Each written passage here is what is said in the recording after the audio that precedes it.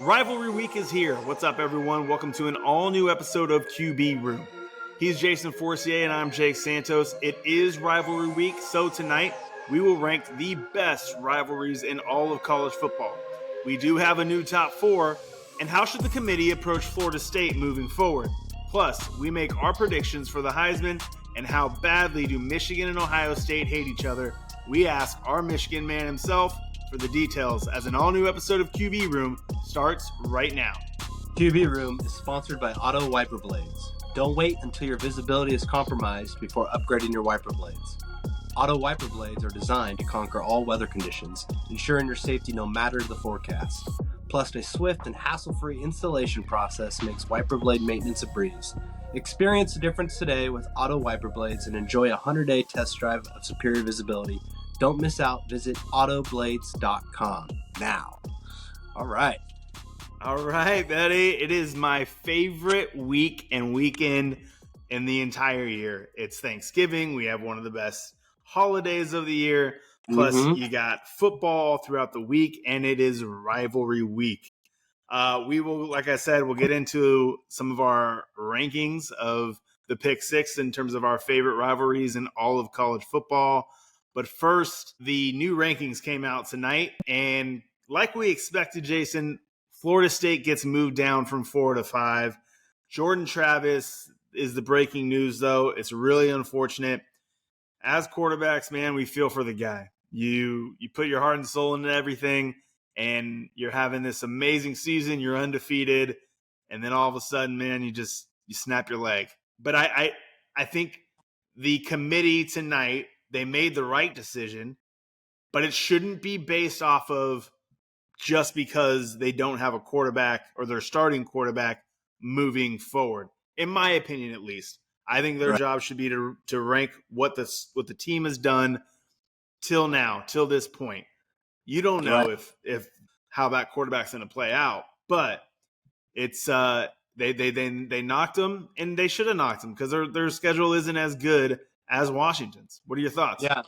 Yeah. They, I think even before Jordan got hurt, they were kind of sleepwalking. North Alabama came down and scored 2 quick ones, was playing out of their minds, and then obviously, the injury happened. It was a built-in, not called an excuse, but it just felt like it was the easy way for, they're like, oh, well, he's hurt. That, we could justify the ranking outside of play itself. But to your point earlier, their backup, I believe he's been the backup for a couple of years. So he's not like, a freshman coming in. He knows the system. He's been around. So I think he's, if you're going to pick someone to step in and hopefully continue the momentum, this kid could probably do it under the offense. From a ranking perspective, though, I want to say, like, hey, judge on what we were talking about this earlier, like, up until this point, not what's going to happen in the future. Let it play out. Maybe this kid comes and balls out, right? And they kill Louisville. What are you going to do now? Now they're on the outside looking in when they were in the inside all along. It's tough. The media, I think, helps influence that decision. But I don't know much else to say about it. Well, I remember Ohio State when JT Barrett went down, and all of a sudden 12 gauge Cardale Jones came in, and he played in the second half, I think, against Michigan. They won. He played in the Big Ten Conference Championship game. They kicked the shit out of Wisconsin. Then they win their playoff game, and then they go on and win the national championship. And you're sitting there. Example. You're never going to see – you're thinking to yourself, you're never going to see that again. I still think it's like the greatest run ever for a backup quarterback. I mean, those 3.5 games or 4 games got that kid drafted. And that sure as as shit, 30 for 30 right there. Yeah, he balled out. But I understand the committee, like, trying to say, oh, we can use it as an excuse. It played into their favor. They haven't played a ranked opponent since Duke. You go ahead and you play an FCS team. Like, that's why you should drop them in the rankings. Right. Is because they haven't played anybody. Not because of the kid being injured. I find it hard to believe that they can go ahead and assume and predict the future that, like, oh, just because you don't have Jordan Travis, you shouldn't be in the top 4 anymore. That sucks. And we have proof in the pudding in terms of Cardale Jones and Ohio State that said, no, you shouldn't do it that way. Yeah, we'll see how they play against Louisville. But even then, with like Louisville, I would expect this quarter, like if they're looking at, they need to get 2 to 3 touchdowns, and they need Florida State to just shut down Jeff Brom's offense, and then they got a chance. But even then, I don't know if that's enough, right? Because you look at the body of work, like you said, they kind of like really jumped into the scene by dominating LSU to start the year. But we all know about the start of the year. What happens at the end of the year? I mean, the same thing was LSU's not very good. They put up points. I mean, shoot, Dion was the charm, and then TCU ended up being like 5-5 this year. Correct. And obviously, we all know what happened with Dion and that team. So you got to take it with a grain of salt. I think that's the luxury that the committee does have, is maybe they can use some of that kind of common sense to look at the body of work then and now. But it's uphill sledding for them, at least at this point. Yeah, they'll need some help, and we'll get into that in a little bit. The team that slides into the playoff is Washington. I don't know if you got to see the game. I watched pretty much all of it. It was awesome, man. On the road in Corvallis, always a hard place to play. Then you throw in that it's raining. They win 22-20. It wasn't flashy by Penix at all. In fact, I wouldn't even say he had a Heisman moment at all. But I do think watching him play in that weather and just being able to control the offense, like there was never going to be a mistake by him, right? He was never going to be the reason why they lose. In fact, you can still say he's the reason why they win. He did have a pretty decent game. They had to convert on third down, and they choose to throw it, which was, ballsy enough as it may sound. But I was impressed by him. I really was. I thought he made throws. There were some that he may have missed at times, but you give that a pass because of the weather. So I was impressed. Yeah, but even then, like compared to DJ, I mean, yes, they have a turf field, right? But it's rain, and I mean, if he wasn't already a top 5 pick or top 10 quarterbacks in the draft, he did himself a lot of favors, proving that he could really throw the ball really well in inclement weather and not turn the ball over. I mean, he was slinging it. It almost looked like there wasn't rain going on. So that was the most impressive part, I thought. But they look good, right? And you got a high flashy offense. Like everything was pointing to Oregon State. You got bad weather at Oregon State, a great defense. You got a team that likes to throw the ball. That's a recipe for an upset, and they grinded it out. So you got to give hats off to Washington. They found a way to win. Yeah, so right now, Washington, if you look at their resume and their body of work, they have, in my opinion, probably the best resume. I get it as the season progresses, USC is no longer ranked. Utah is no longer ranked, right? But Arizona got better, and Arizona's, a top 15 team now, right? No one will play them, Yeah, Oregon, top 10 team. So you have Oregon, Arizona. They did beat Utah when they were ranked. They did beat USC when they were ranked. Even just looking at that body of work, it's 4 to 5 teams that were ranked that you knock off, and then you throw in their Oregon State.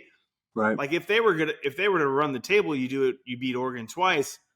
I would just say that I value more them winning when they did it.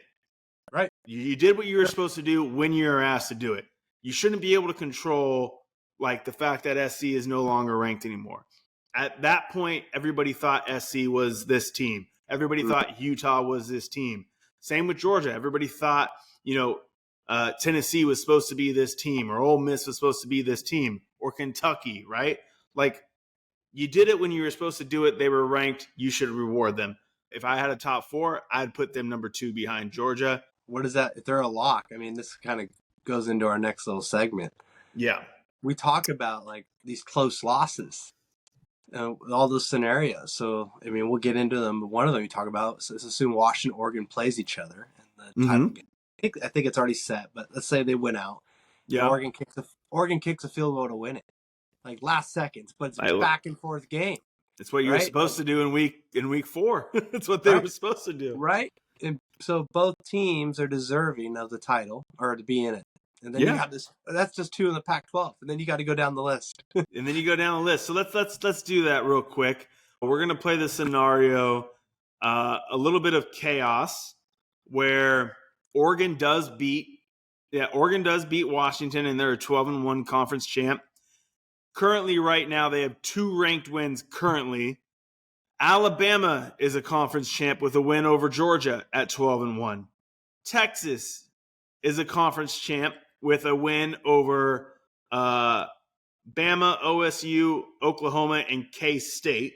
So they have 4 ranked wins, and this is what's going to make it fun. Louisville knocks off Florida State in their ACC championship game, so now they're a conference champ, but they only have 2 ranked wins, which would be then FSU and Notre Dame. So you're stuck with Georgia, who is the entire season number 1 in terms of the committee's eyes, with only 3 ranked wins. Tennessee, which who knows, if they lose this coming week, they might not be ranked at the end of the season. Ole Miss and Missouri. That means a loss to Alabama. Ohio State, 11-1, with 2 ranked wins over Notre Dame and Penn State. Really good wins, but a loss to Michigan. So my question to you is, if you know Michigan is in as their undefeated conference champ, you have 3 spots left. Out of what you're looking at right there, who are your 3 spots? Oregon, conference champ, Bama, conference champ, Texas, Louisville, conference champs, or do you skip those guys like a Louisville and say, sorry, Louisville, I know Georgia's better? Because there's remember, Georgia's in their conference title game. Yeah, I would have to go Michigan, Oregon, Bama, and Texas.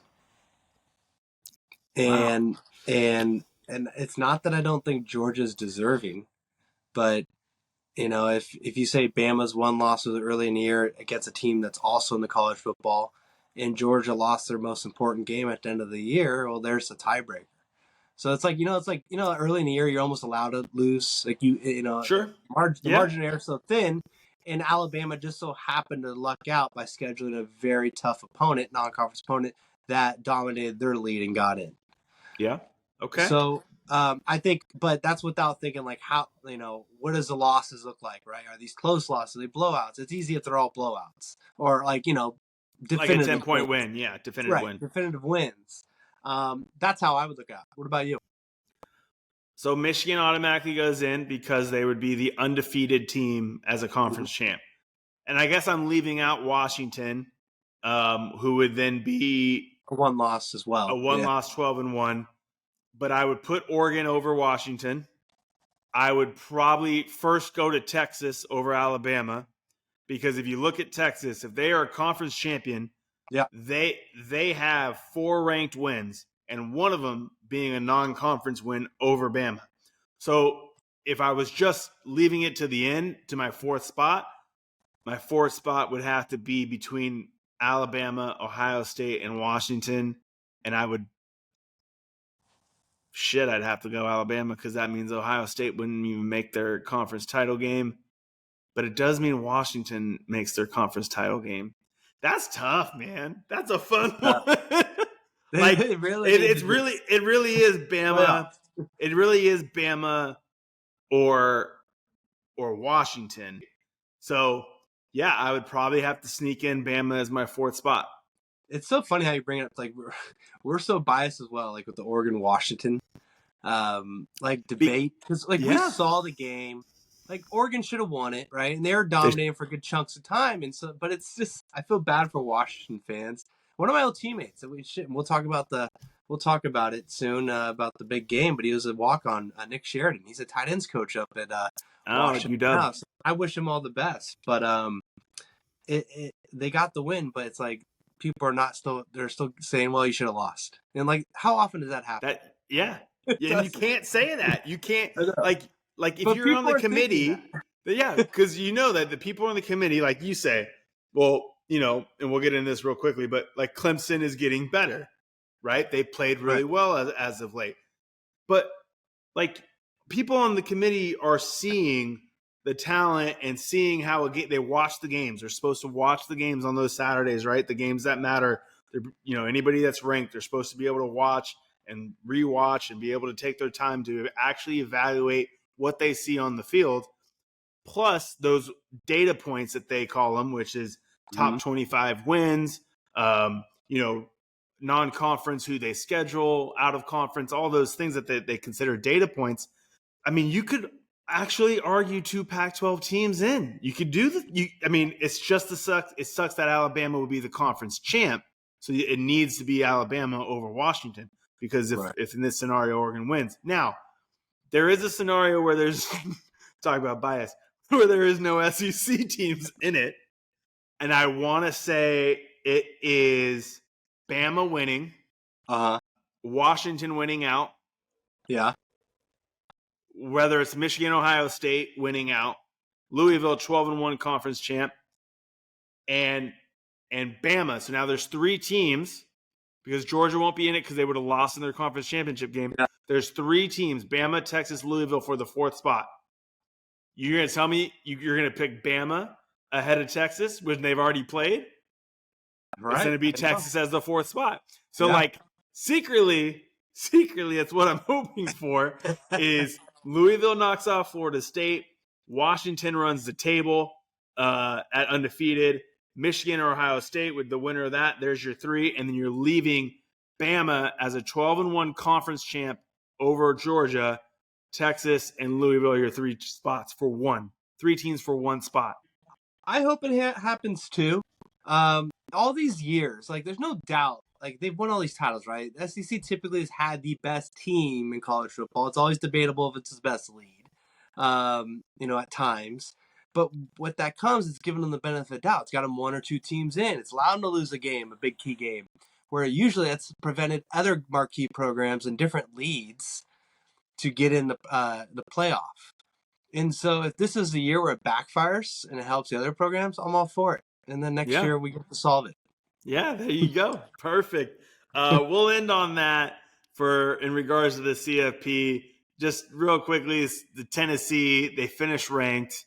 As of right now, they're ranked 21. Clemson is the new team that's in the CFP. That does obviously help out someone like Florida State, who beat them earlier on in the year.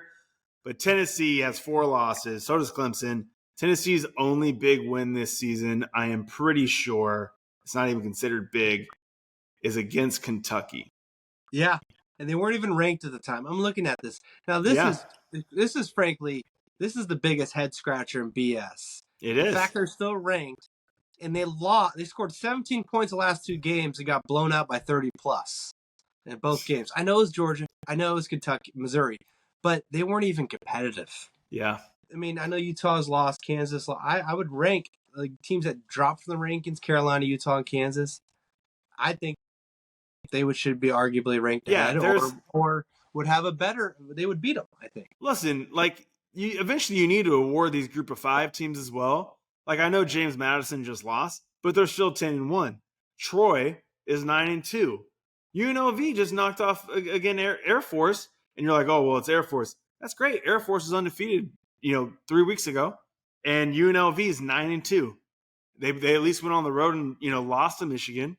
Right. But it was Fresno State that kind of screwed us over in terms of because they played Cal and they played Purdue, which is what they're supposed to do.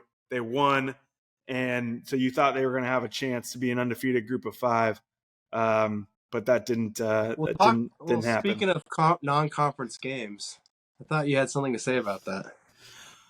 I do. Very good transition there, buddy. Very good. We're gonna give you producer title here. I'm getting better.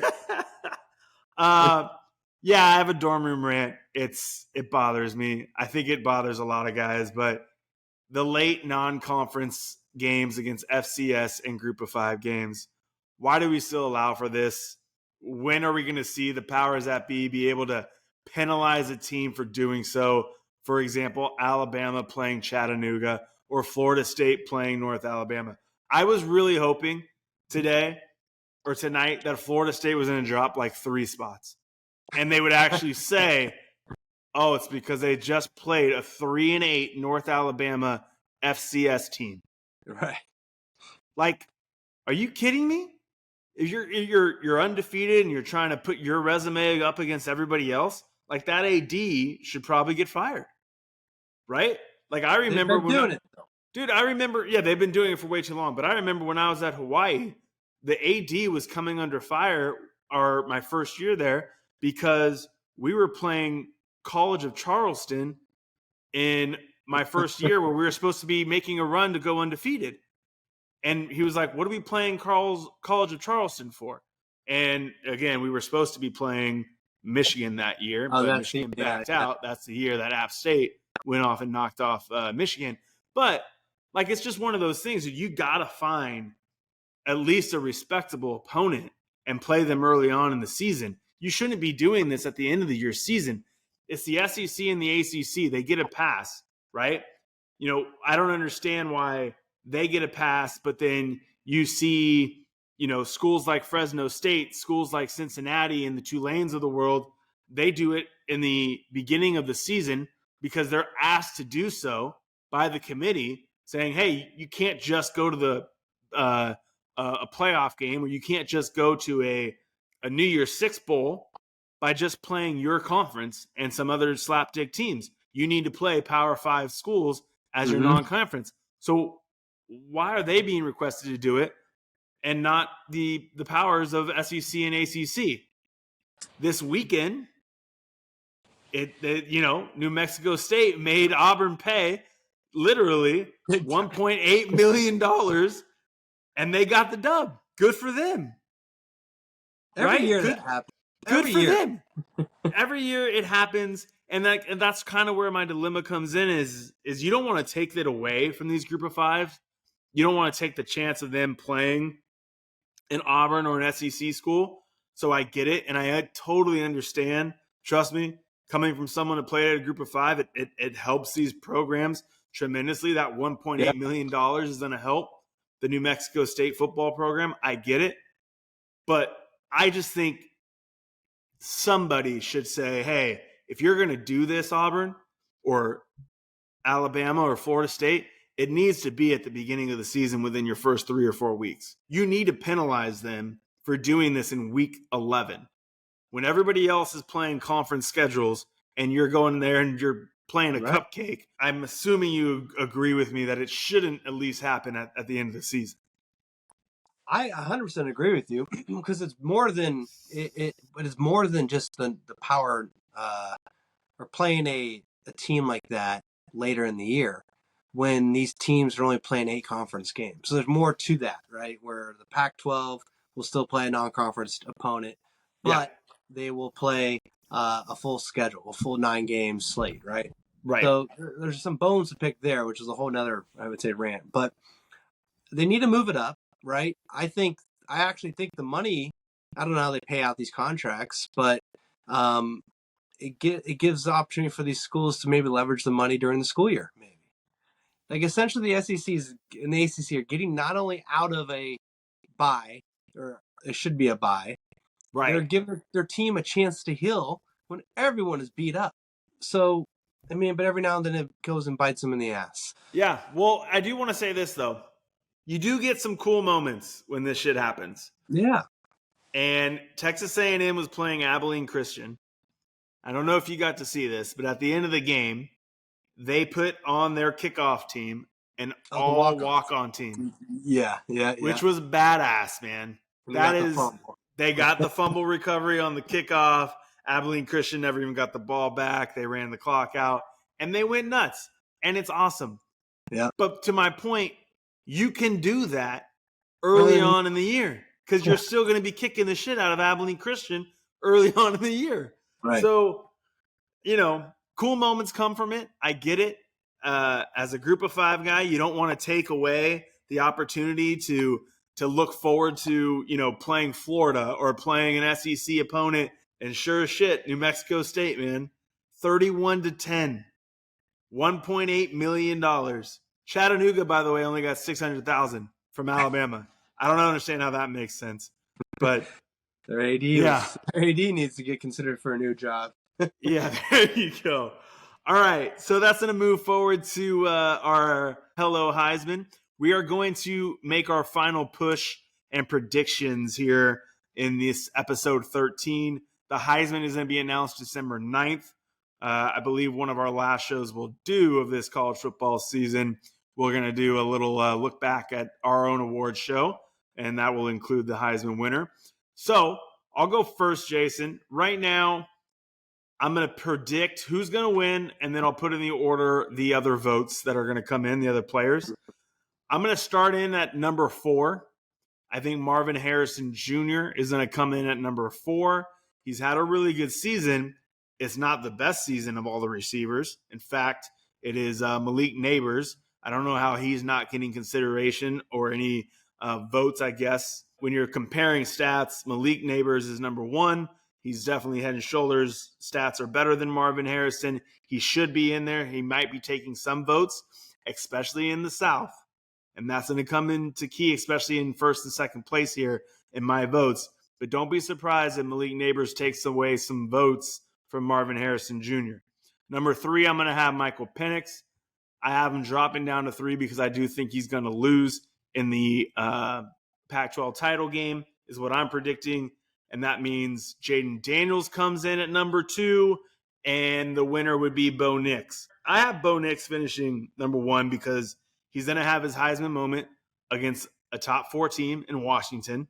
That's something that Jaden Daniels isn't going to get.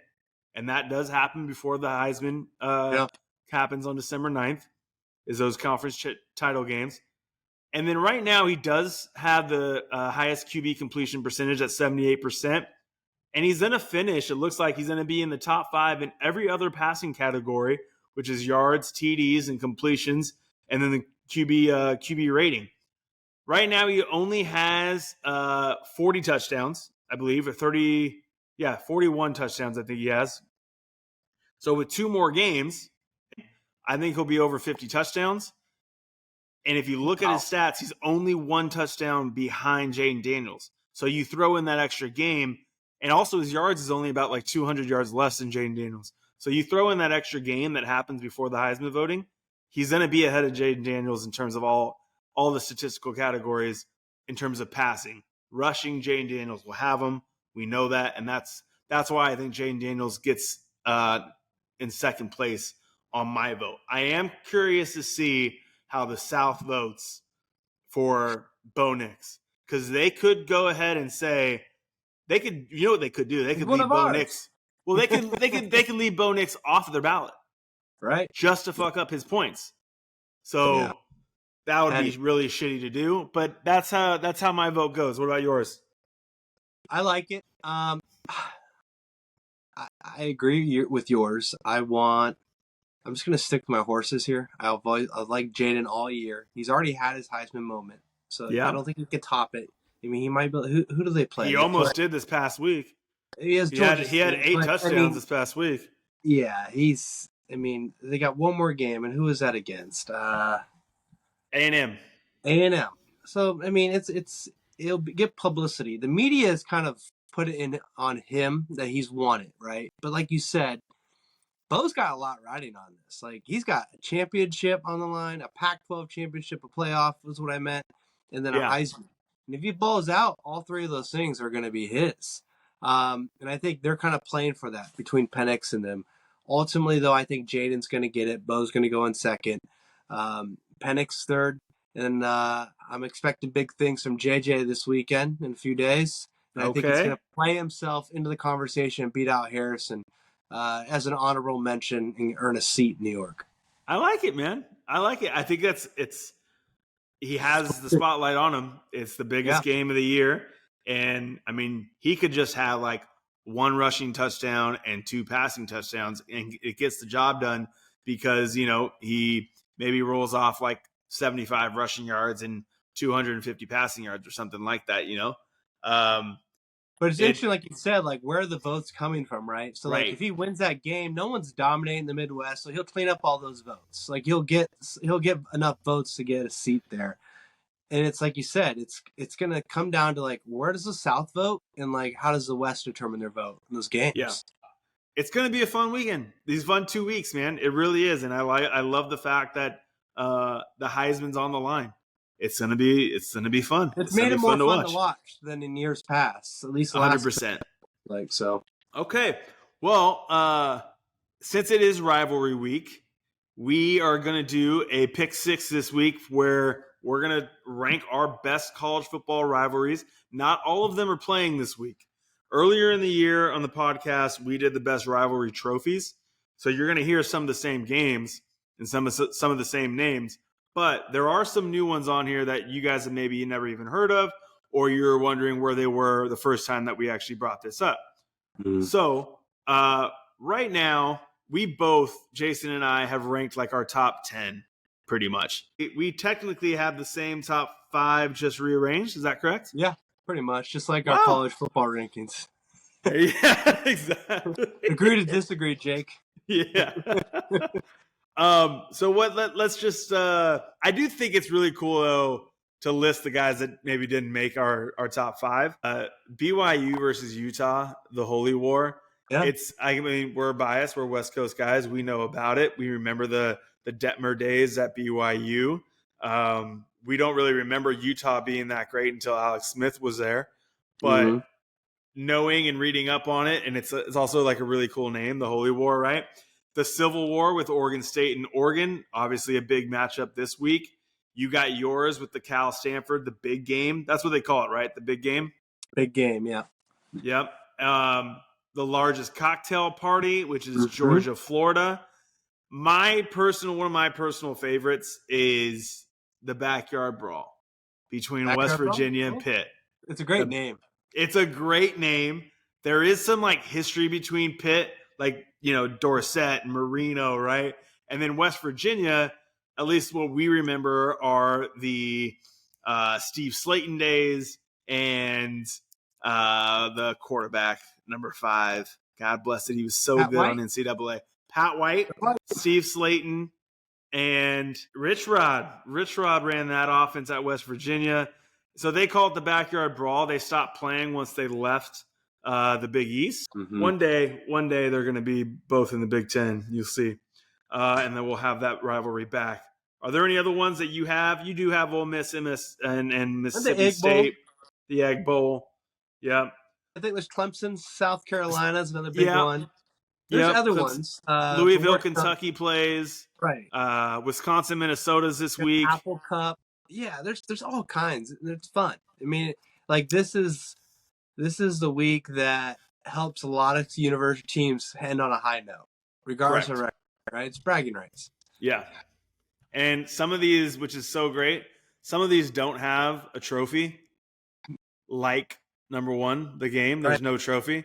And all it is bragging rights, baby. And that's when you know it's a mark of a true rivalry. We don't need no damn trophy. We just want to be able to brag for the fucking rest of the year, man. So let's just go with this. Number 1, unanimous, Michigan, Ohio State, the game. Mm-hmm. Number 2, you have Alabama, Auburn. I have them as 3, so let's move Alabama, Auburn to 2. The Iron Bowl, by the way, like it has some moments. It does. I mean, like some moments are better. The kickoff return, and the missed field goal. Some moments. It wasn't a kickoff return. We know what I mean.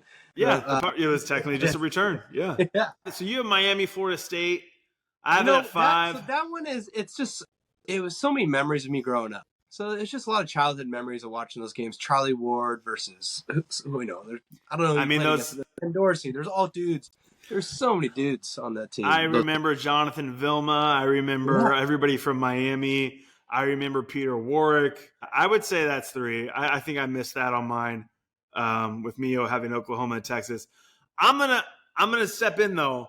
I really think Army Navy. I mean, yeah, you tune in, dude. It is.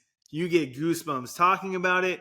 I watched like the whole hour and a half pregame and learning about the freaking kids and their families and the decisions that they had to make. CBS does an amazing job covering that game every single year. I love the fact that it moves every single year. I think that's something that's unique about the rivalry. But I just think that it's one of those games, man, that you watch. It exudes college football. It's exactly what college football needs to be. Like they don't have another game after this. They have bowl games. I get it. But in most cases, especially recently, these two teams aren't playing for anything that matters after this. And so that's why I'm going to put that one at 4.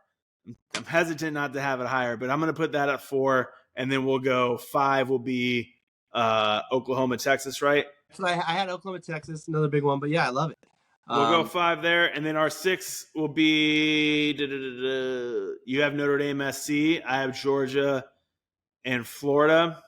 Let's Let's go go. West Coast bias. Let's go. Yeah, let's go SC Notre Dame. Let's go Your brother SC won't give Notre a Dame. shit. Yeah, exactly. He's gonna be like backyard brawl. What? That's good. All right, so that's our pick 6. Coming in at number 6, Notre Dame and SC. Number 5, the Red River Rivalry, Oklahoma versus Texas. Number 4, Army versus Navy. Number 3, Miami versus Florida State. 2, the Iron Bowl, Alabama and Auburn. And then number 1, Michigan and Ohio State. So that leaves us to this week. Jason, our Michigan guy. He's a Stanford guy, ladies and gentlemen. Let's not get it twisted. He did graduate from Stanford, but he can tell you he went to Michigan. He chose Michigan out of high school. He was there for 2 years. He loves the rivalry. He knows a little bit more about it than definitely you and I, right? So who better to talk to than you, man? Tell us about it. Why do these two schools hate each other? We got to do it. So yeah, Stanford through and through, but Michigan is in my blood. Dad's from Detroit. Grew up a Michigan fan. I've watched every single Saturday of this game. And some of the times we beat the team down south, some of the times we didn't.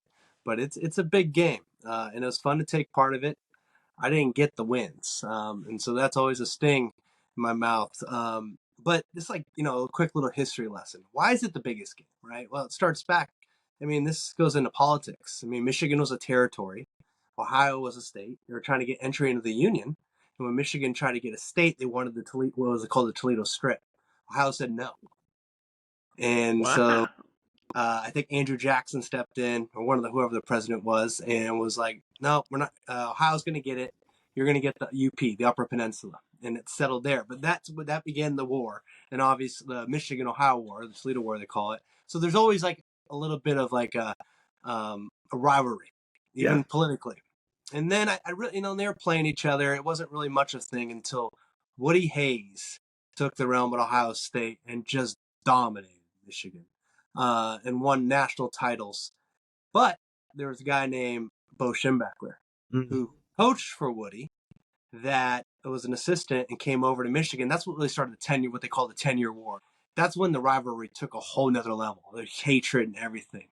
And like you said, why is they hate each other? One, you had a coach playing for his former coach and coaching against him. You have players being recruited from both schools, from both in-states. So these guys know each other. Everyone knows each other, just like the Michigan State. So there is just a lot of bragging rights. A lot of times these games are going down for the championship. Typically they're two of the best teams, so it's not like the other rivalries, where one's good, one isn't. Typically they're there. And even national titles. So it creates such a much bigger atmosphere than you typically normally see in college football. Now, game week. Oh man, it's hard to even kind of put into context, because like it sounds counterintuitive, right? Like you should be hyper focused in every game, right? You should be like at your absolute best. But when this game comes around, it got really stressful in a weird way. Like everyone's just like hyper intense. Everything was scrutinized. How much film were you watching? Did you stay long enough? Is that enough to beat them? Did you get extra reps working out? Do we do that period perfectly? Right. And all those things were scrutinized. The coaches are on edge. Then you got all the media talking to you. So like, it just adds this level of paranoia that like, if you don't win, like what's wrong with what's going to happen to your life? But that's what makes it so special. And I had a little bit of fun with it too. I remember my red shirt freshman year, we weren't very good. I think we were like 7-3, 7-4. Ohio State was, they were 9-2. And I had to go play the role of Troy Smith. So like we talked about this in one of the podcasts. And so as a scout team, I dressed up as a Buckeye. I duct taped my helmet silver, made some like Buckeye tapes. And my job was just to go make plays, to read the little card and run around. And I was athletic enough where we had dudes. We had Lamar Woodley. We had Leon Hall. Yeah. We had just David Harris. All these guys played in the league for a long time. And I was making plays. But I didn't realize, like, my coach hated me. Ron English hated me. Jim Herman hated me. Because it just stressed them out even more for the upcoming game. And here I thought I was doing a good job. And so it's a whole nother level, man. I love it. It's like when they always say people always have another gear. Yeah. Those players, the coaches, everyone involved, they find another gear when it comes to preparing and playing. And it's going to come down to who doesn't make mistakes, which is a lack of focus. It's not about effort. Everyone's giving their best effort. That's a great point. It's fun. I'm excited for both of them. All the bullshit aside, what's going on, it just let the players are, ready to go play each other. Unfortunately, I don't have great memories. It sucks because we lost twice. My memories are of competing, and preparing. Right. I will say, just from a humble, respectful way, it was pretty cool when it was the only time, 2006, we went down to Columbus. It was 1-2. We were 2, they were 1. And Troy Smith, we went down and played him, and he had his Heisman moment. Yeah. And, looking back, it's like, F him, we should have won. But, the dude balled out. I think he passed for 300 or 400 yards, ran. They put up 42 points. We gave up big runs of Beanie Wells.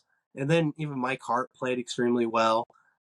So it was just you think about it, it's we were on the short end of that stick, but it was pretty cool to say I was a part of it, no matter how you cut it. So that's my memory there. But hopefully Michigan can turn it around. What I do like, and I'm going to give my opinion, I think Michigan, I always think they have a chance when Ohio State doesn't have a running quarterback. I think those years that we've struggled, the last 10 years when we lost, Ohio State had a running quarterback. Yeah. I don't actually know how much this kid can run for Ohio State. I'm sure he can, get out and get a first down. But I like Michigan's chances so long Ohio State doesn't have a quarterback that can give them fits. And this year they don't. So I think Michigan's going to win a close one. There you go, man. Hey, there you guys had it. That was awesome. I love it. I just love hearing that throughout the week. The pressure just mounts and mounts and mounts as you get closer and closer to the game. I love hearing that. That's what your coaches are doing to try to motivate you guys. And for me, it's more the memories watching on TV, right? Charles Woodson and David Boston going at it, right? Back then, that was 1996. And then I remember, not that I was 6 years old when Desmond Howard returned the kick, right? Yeah. So I wasn't there. I don't remember watching that. But what I remember is that being played for years and years before every single Ohio State-Michigan game as a memory. And so you're wondering to yourself as a kid, you're just like, who's Desmond Howard? How great was that kickoff return? Why does he say hello Heisman as the announcer, right? And then he strikes a pose. That's my memory for it. That's why I love it. For somebody who wasn't in it, I can recognize how important this is to anybody in the state of Michigan and the state of Ohio. I appreciate the history lesson, by the way. I did not know that. That was pretty awesome. And then knowing you, being a part of it, and just being able to tell us your experiences with it and how much you hate Ohio State, or how much anybody who plays for Michigan hates Ohio State, and vice versa. I love that. That's what college football is about, and that's what it needs to be about. So that's why it's number 1 on our list for the Pick 6 top rivalries. And I wish I would have brought it up, but this jersey over my shoulder here, it's a Rose Bowl jersey. How often do you get to go play in the Rose Bowl? Never. Right. It was the coolest feeling in the world, but that was the year we lost to Ohio State. Yeah. So it didn't feel right. No one wanted to be there. We wanted to be in the title game, and we wanted to beat Ohio State. It just sucks. I'm regurgitating old scar tissue right now. Yeah. Well, that's going to do it for this episode, guys. Keep an eye out for next week. Check your Facebook, QB Room Podcast, Spotify, QB Room Podcast, and then we'll give you an update as we put out each of our previous episodes going out on YouTube now this week. That's going to do it for this episode. He's Jason Forcier. I'm Jake Santos. As always, thank you so much for listening. Go Blue. Go Blue.